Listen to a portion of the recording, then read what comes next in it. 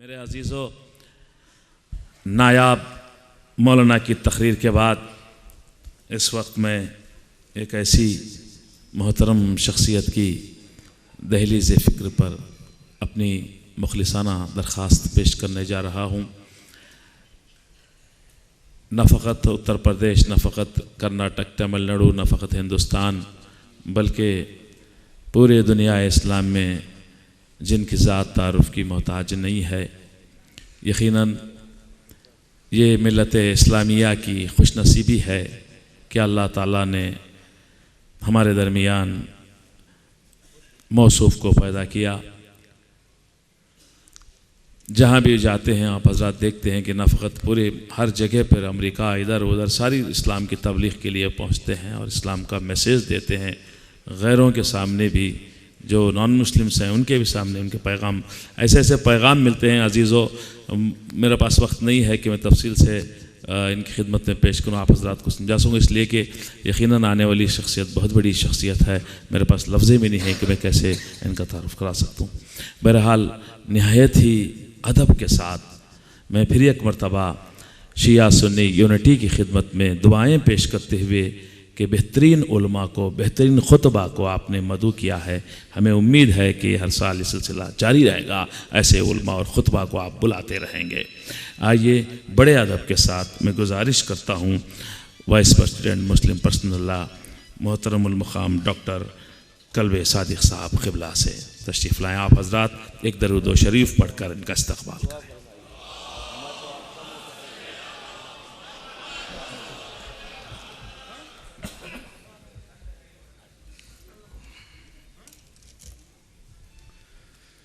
برادران عزیز، بلکہ برادران اسلام، برادران ایمان، السلام علیکم ورحمۃ اللہ وبرکاتہ۔ دیر بہت ہو گئی ہے۔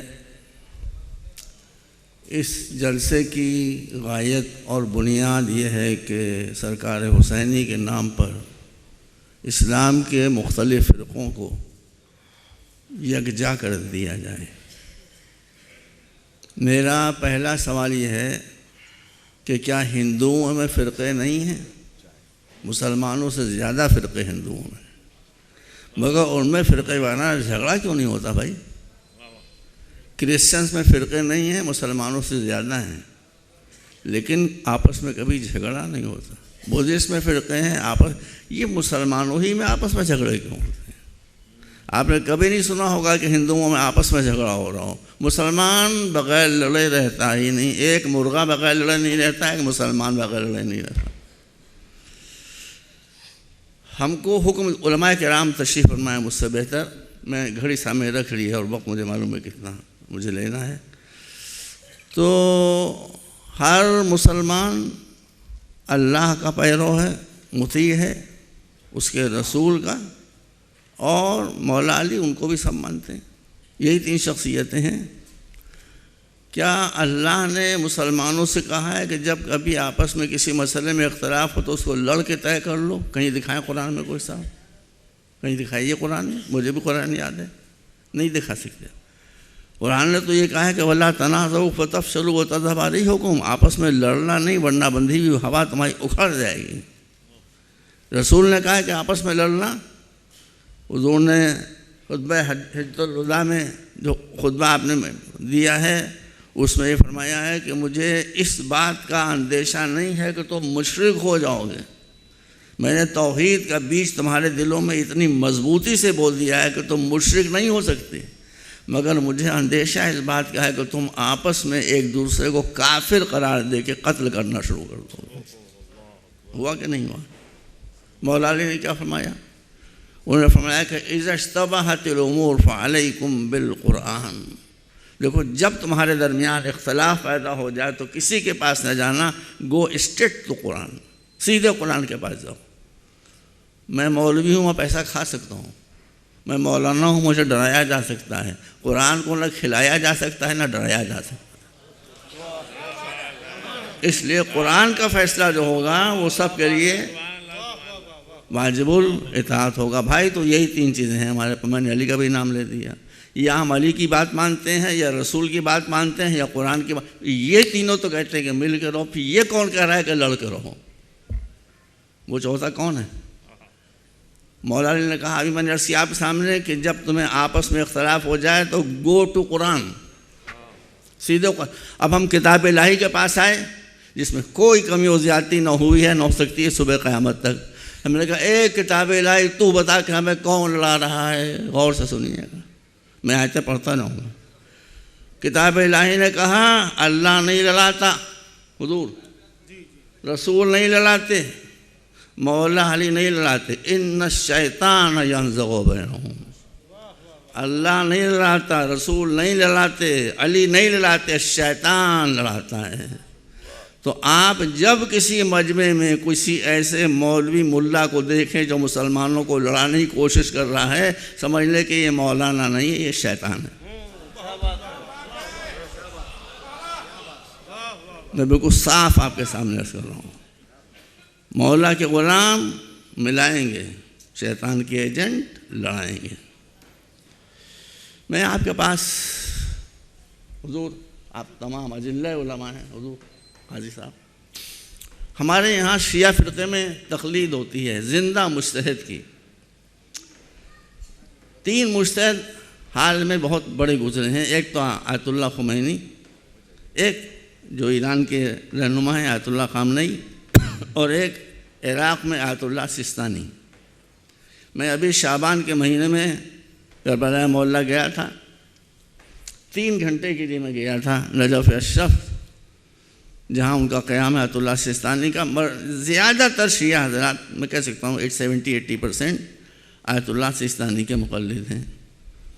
میں نے ان سے کہلوایا کہ میں آیا ہوں، آپ کا دیدار کرنا چاہتا ہوں۔ وہاں ملنے والوں کا ہجوم ہوتا ہے، لیکن انہوں نے سب کو ہٹا کر فوراً مجھے بلا لیا اور مجھ سے پرائیویسی میں بات کی۔ انہوں نے تمام سنی سنے، تمام شیعہ سنے، واٹس ایپ پر بھی یہ میسیج آ چکا ہے۔ میں نے کہا حضور فرمائیے کیا بات ہے؟ کہنے لگے میں نے کئی باتیں تم سے پرائیویسی میں کرنا ہے۔ میں نے کہا فرمائیے۔ کہ پہلی بات یہ، اب دیکھیے میں تو ان کا مقلد ہوں، نمائندہ بھی آپ کہہ سکتے ہیں، اور مجھ سے کہا میں تمہارا مشن قرار دیتا ہوں، تمہارا مشن یہ ہے کہ شیعوں اور سنیوں کو آپس میں ملانے کے لیے کوئی کوشش چھوڑو نہیں۔ یہ ہمارے مرزا ہے، وہ جو ہمارے سب سے بڑے مجتہد ہیں، ان کا حکم ہے میرے لیے، میں کسی کی بات نہیں سنوں گا۔ جس دن ان کی تقلید چھوڑ دوں گا اس دن کسی کی بات اور سنوں گا۔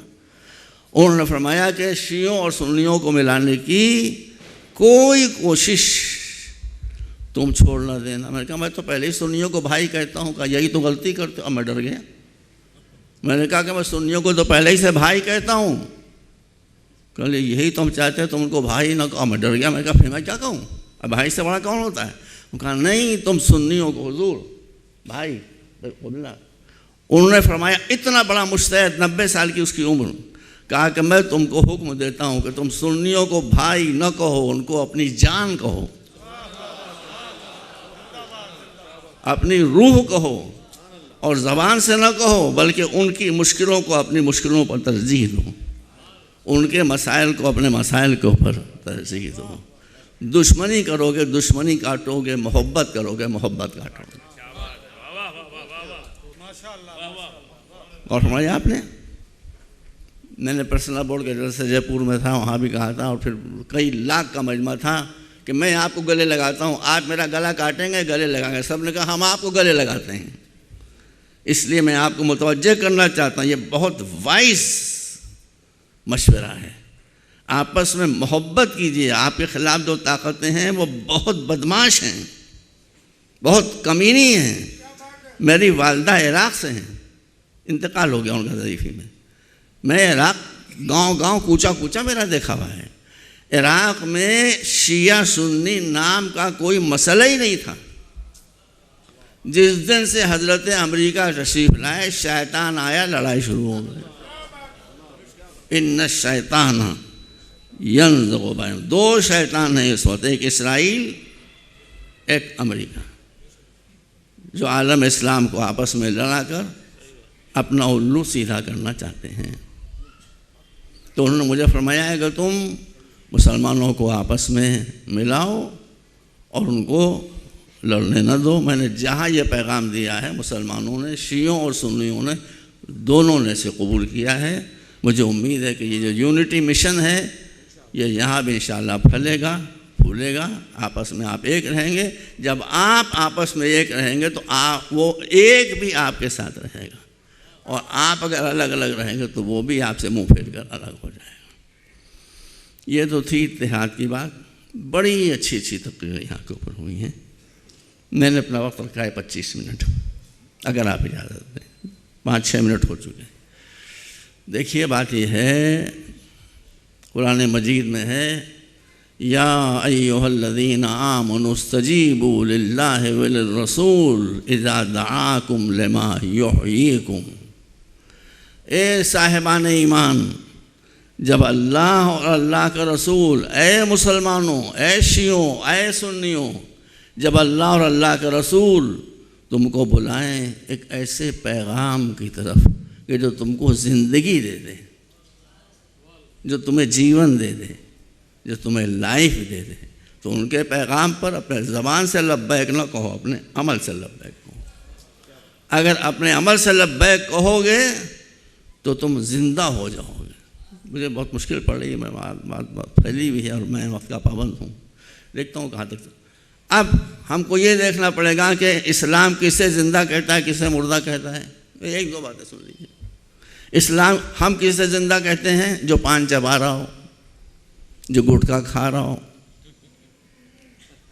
جو ڈائٹ کوک پی رہا ہو، ہنس رہا ہو، قہقہے لگا رہا ہو، وہ زندہ۔ رسول کیا فرماتے ہیں؟ رسول فرماتے ہیں، یہ حدیث سنی اور شیعہ دونوں جگہ مشترک ہے۔ حضور فرماتے ہیں کہ یہ مردہ اور زندہ نہیں ہے۔ الجاہل میت ولو کان حیا والعالم حی ولو کان میت۔ یہ اسلام کے نزدیک زندگی و موت ہے۔ حضور ارشاد فرماتے ہیں کہ جاہل تم کو چلتا پھرتا، کھاتا پیتا، لڑتا لڑاتا دکھائی دے رہا ہو، مگر وہ مردہ ہے۔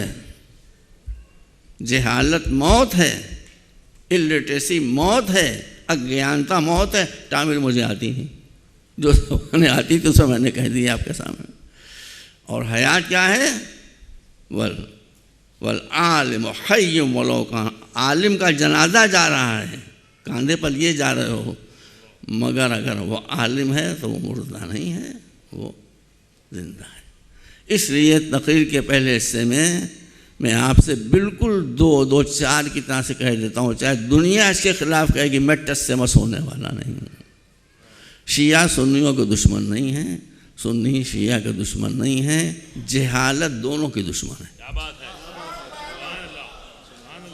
اس لیے جب تک آپ الٹریسی کو، میرے معبود اگر میں جھوٹ کہہ رہا ہوں میری زبان پر فالج گرا دیں، جب تک آپ عالم اسلام سے جہالت کو دور نہیں کریں گے، الٹریسی کو دور نہیں کریں گے، اگیانتا کو دور نہیں کریں گے، آپ زندہ قوم کہے نہیں جا سکتے ہیں۔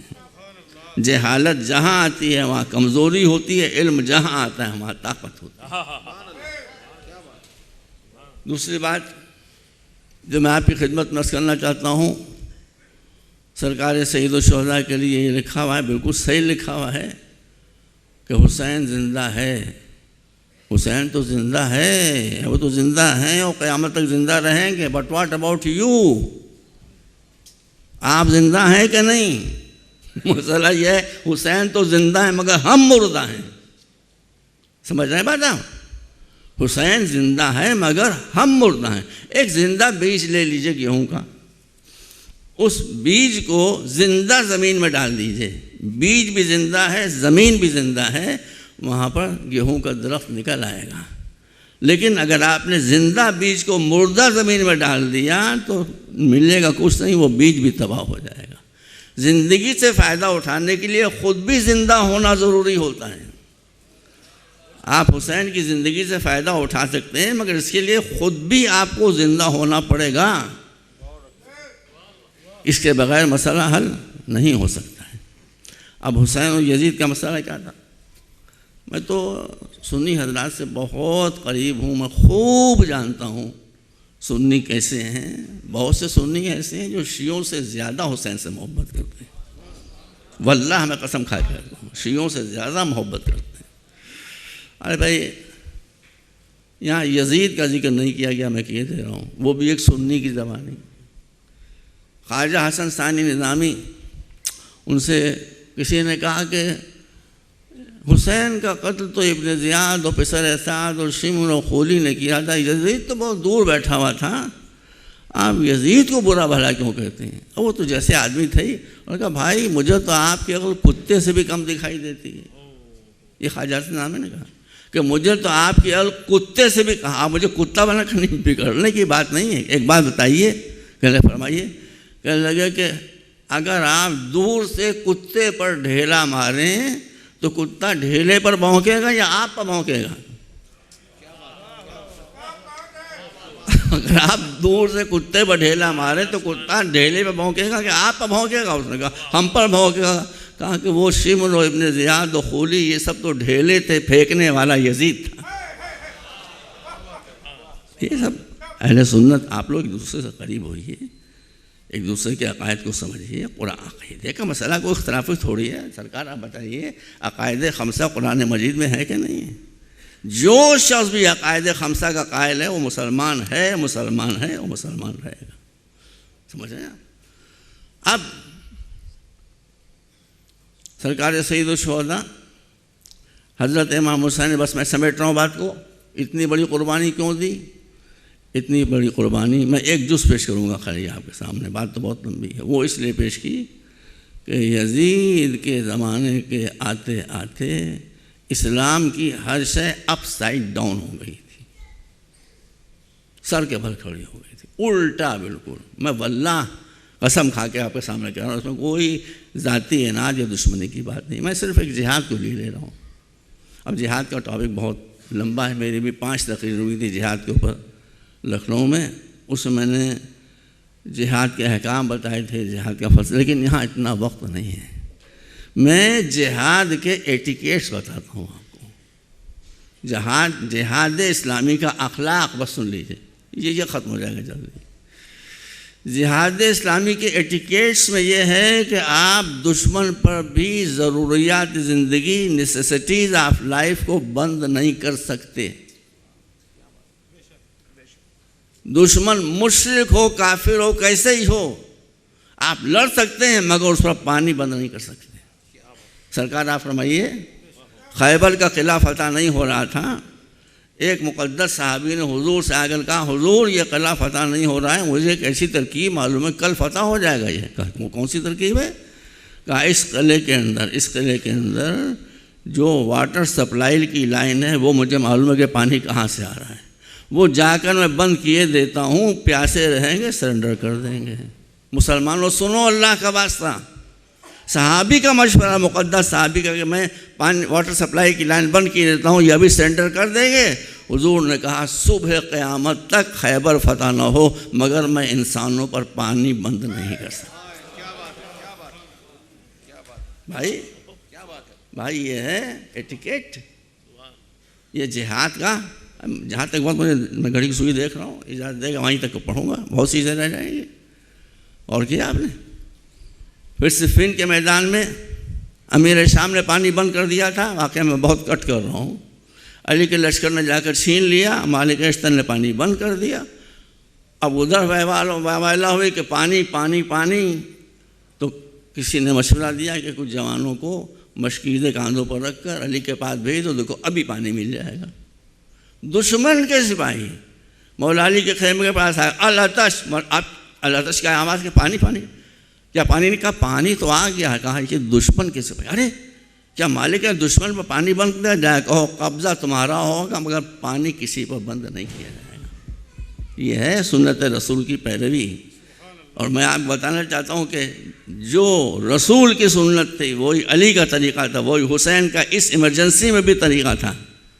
آپ کو معلوم ہے کہ ہور جب آیا ہے 1000 سپاہیوں کو لے کر، اور آنے کے بعد اس نے بتا بھی دیا کہ ہم آپ کو گرفتار کریں گے یا قتل کریں گے، حسین نے جیسے کچھ سنا ہی نہیں، کہا وہ باتیں سب بعد میں ہوں گی، پہلے بتاؤ تمہارے چہرے کا رنگ زرد کیوں ہے، تمہارے ہونٹ کیوں؟ کہا ہمارا پاس پانی کا اسٹاک ختم ہو گیا۔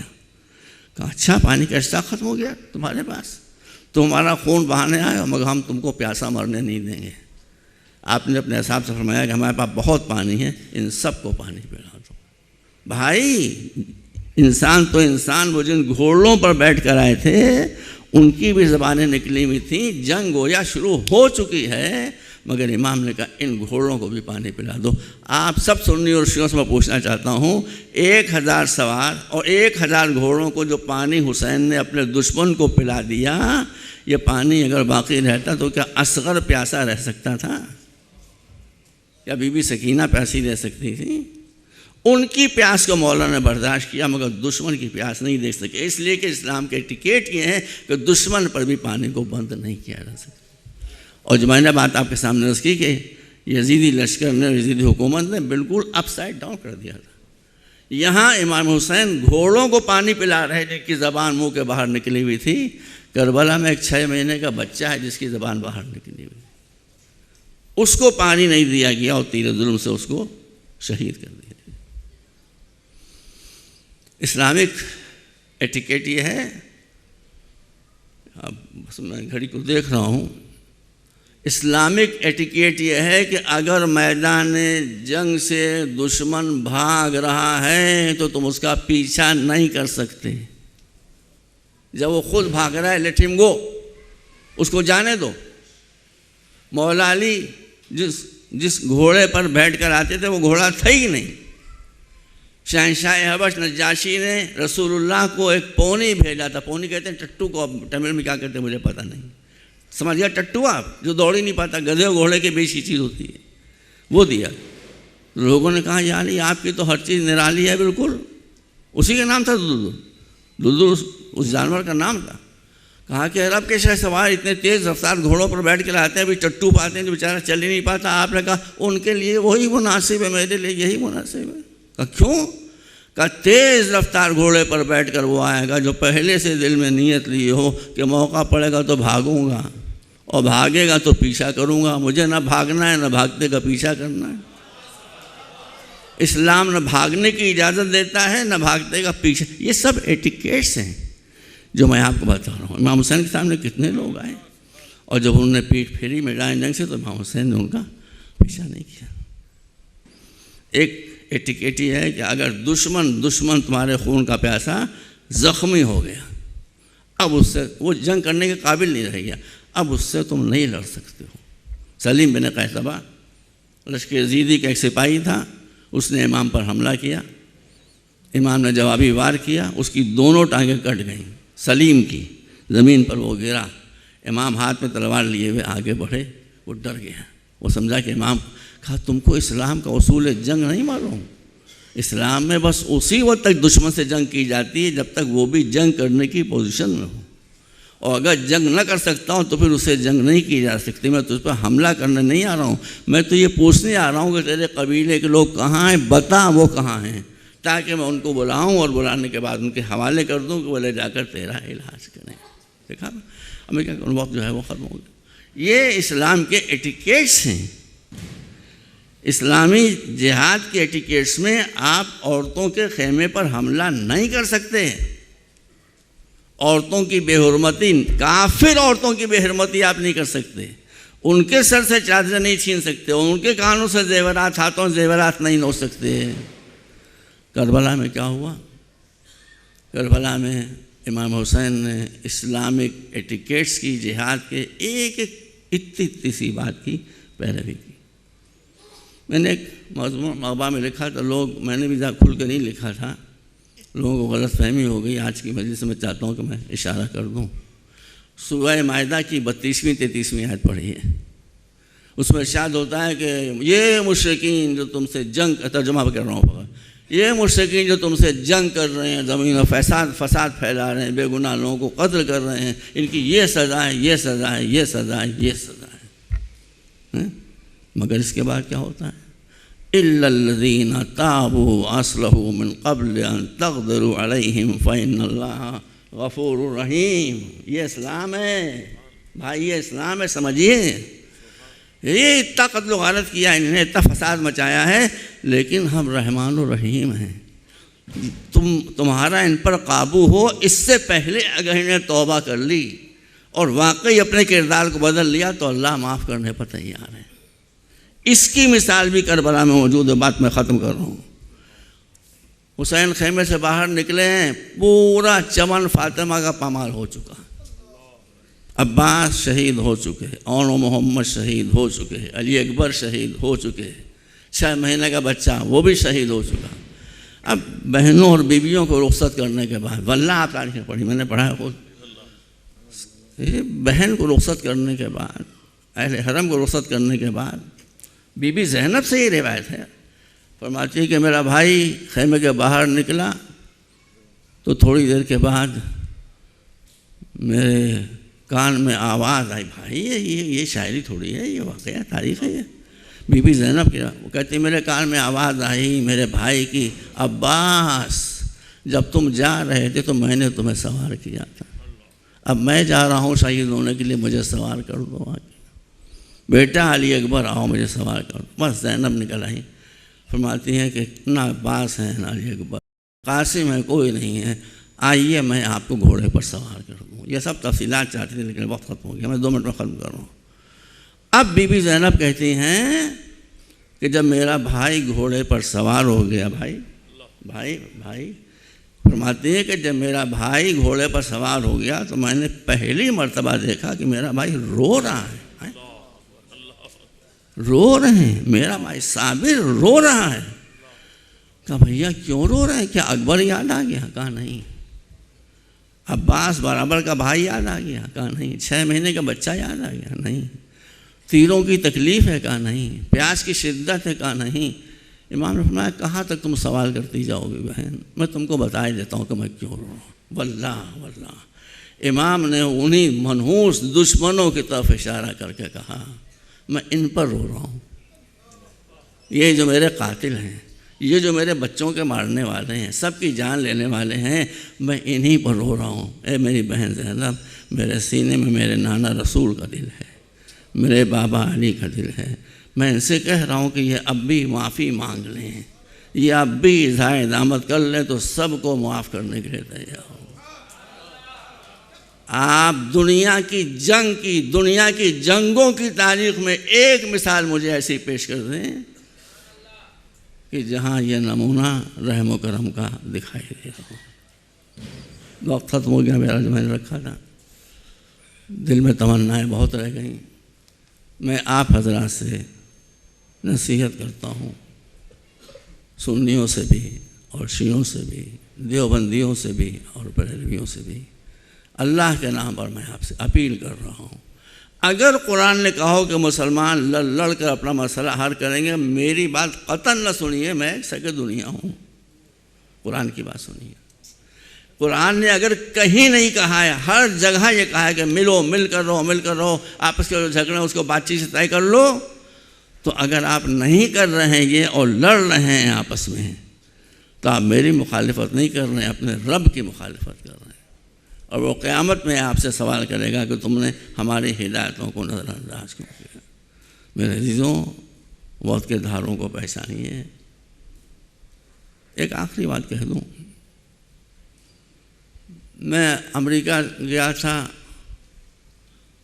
وہاں سے آ رہا تھا، 1 منٹ، یورپ گیا، وہاں سے ہوتا وہاں آ رہا تھا۔ ہر جگہ کے مسئلے کیا ہیں؟ کسی جگہ کا مسئلہ یہ کہ فائنانس پرابلم ہے، جو وہاں کرنسی چلتی ہے اس کی قیمت ڈاؤن ہو گئی ہے، یہ پرابلم ہے۔ بھیا سنیے گا غور سے، واللہ میں بات ختم کر رہا ہوں۔ کسی کا یہ پرابلم ہے کہ مہاجرین لاکھوں کی تعداد میں گھسے آ رہے ہیں، یہ پرابلم ہے۔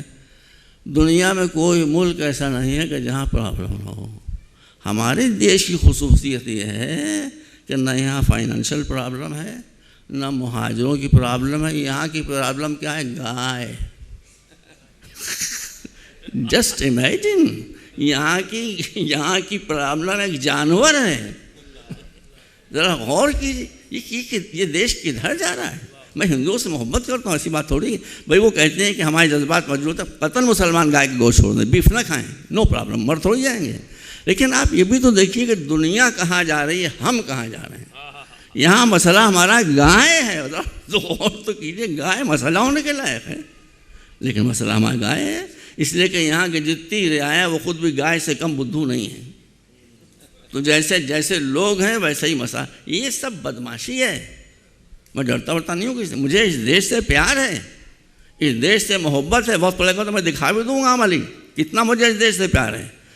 مگر دیش سے پیار ہے, ان نمک حراموں سے پیار نہیں, جو دیش کو پیچھے لیے جا رہے ہیں, جو دیش کو پیچھے لیے جا رہے ہیں صرف اس لیے کہ دیش پیچھے جائے ہماری تجوریاں بھرتی ہیں. اسی لیے ضروری ہے کہ جو اولیاء خدا ان کا ذکر کرتے رہیں, جو شہداء اسلام ہیں ان کا ذکر کرتے رہیں, اور دنیا کو سناتے رہیں کہ اگر تم سچے بھارتی بننا چاہتے ہو, سچے ہندو بننا چاہتے ہو, سچے مسلمان بننا چاہتے ہو, تو یہ ہستیاں ہمارے سامنے ہیں. ان کی بنائی ہوئی لائن پر چلو گے تو یہاں بھی کامیاب ہوگے اور وہاں بھی کامیاب ہوگے. اور اگر تم نے ظلم پر کمر باندھ لی تو میں مسلمانوں کو, سنیوں کو, شیعوں کو, ہندوؤں کو, کرسچنس کو, ISIS کو, طالبان سب کو بتا دینا چاہتا ہوں قرآن مجید کی روشنی میں, اللہ ہر گناہ کو معاف کر سکتا ہے مگر وہ ظالم کو معاف نہیں کرتا ہے. وہ ظالم کو معاف نہیں کرتا. صدام نے کیا قہر مچایا تھا عراق میں, کیا عقل تھی اس کی, کیا غرور تھا, مگر انجام کیا ہوا وہ نظروں کے سامنے آ گیا. بس رضا شاہ پہلوی اس نے کیا قیامت ایران مچائی تھی, امریکہ اس کی پشت پر بیٹھا ہوا تھا, مگر اس کا انجام کیا ہوا, مرنے کے بعد قبر بھی نہ ملی. یہ اس کا انجام ہوا. اس لیے آپ سے اور دیش کے ہر باشندے سے میں یہ گزارش کروں گا, نہ شیعہ نہ سنی نہ ہندو نہ مسلمان, جو بھارتی ہے اس سے میرا یہ آویدن ہے, یہ گزارش ہے کہ آپ ظالم نہ بنیں, باقی جو چاہے بنیں. اگر آپ ظالم بنیں گے تو قرآن آواز دے گا کہ وَسَيَعْلَمُ الَّذِينَ ظَلَمُوا أَيَّ مُنْقَلَبٍ يَنْقَلِبُونَ. سب سے زیادہ طاقت ہمارے پاس ہے. ہم ہر شے پہ قدرت رکھتے ہیں, ہر شے کو جانتے ہیں, ہر انسان کے دل میں کیا ہے اس سے بھی ہم واقف ہیں. سب تم کو بھول سکتے ہیں, سب تم کو دھوکہ دے سکتے ہیں اور دھوکہ کھا سکتے ہیں, مگر ہم نہ بھولتے ہیں نہ دھوکہ کھاتے ہیں. ہم تمہاری ناک رگڑ دیں گے اور پھر تم دیکھو گے کہ تمہارا حشر کیا ہوا. اس سے آغاز کرنے کا وقت نہیں ہے. میں نے 9:40 ٹائم رکھا تھا, ابھی اگرچہ 1 منٹ باقی ہے لیکن اب میں تقریر ختم کر رہا ہوں. اللہ آپ حضرات کو سلامت رکھے. یہ جو علماء کرام تشریف فرما ہیں ان کی زیر سرپرستی آپ خوب ترقی کرتے رہیں, مگر آپ مسلمان ہیں تو آپ کو ذلت کی زندگی گزارنے کی اجازت نہیں ہے اسلام. اگر آپ مسلمان ہیں تو آپ کو عزت کی زندگی گزارنا ہوگی. ہر وہ شے جس سے انسان کو عزت ملتی ہے وہ اپنائیے, ہر وہ شے کہ جس سے ذلت ملتی ہے اس کو چھوڑیے. اگر لڑنے سے عزت ملتی ہے ضرور لڑیے, اگر لڑنے سے ذلت ملتی ہے تو ذلت کو چھوڑیے. وآخر دعوانا الحمد للہ رب العالمین.